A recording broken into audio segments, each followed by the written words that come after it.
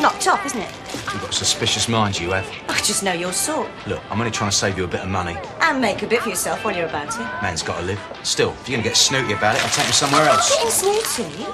But if I'm going to buy stolen goods, I expect them to be cheaper. We don't buy anything from him, full stop. Garish Ali. 10 quid the lot. Do what?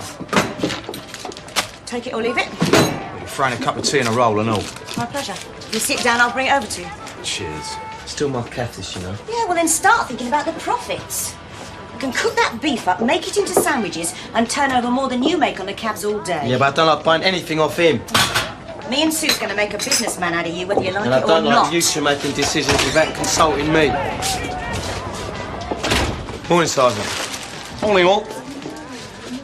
Does anyone know why Pete Beale hasn't set his stall up yet? No. Fair enough. Still, while I'm here, I've got some questions to ask you lads. Where were you last night between 9 and 10 o'clock, Mr. Osmond?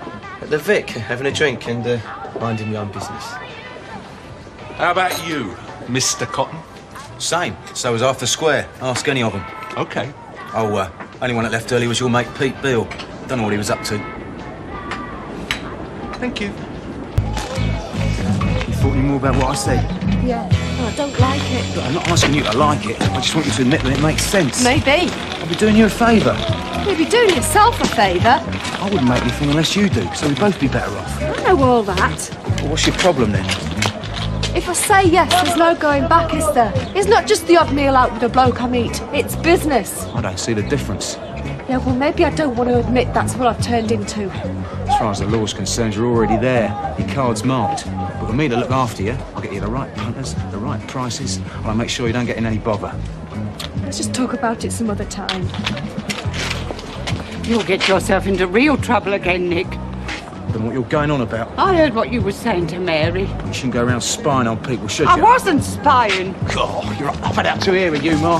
You're stuck in that pokey little flat of yours. I'll get out for 5 minutes, and you still won't leave me in peace. I work here, don't I? Yeah, well, why don't you carry on with your work and stop bugging me? But it's just because I'm worried about you, Nick. It ain't worrying, it's interfering. Look, maybe it's better if we didn't see each other for a bit, eh?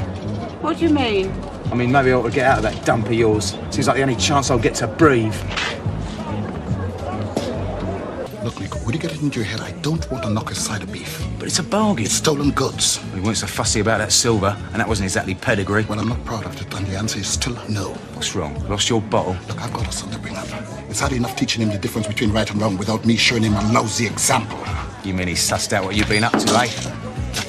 Here, get us a pint of Churchill's. Why don't you have something to eat while you're at it? Looks like it's been on eat since yesterday. You want to get yourself some decent grub, like roast beef, for instance?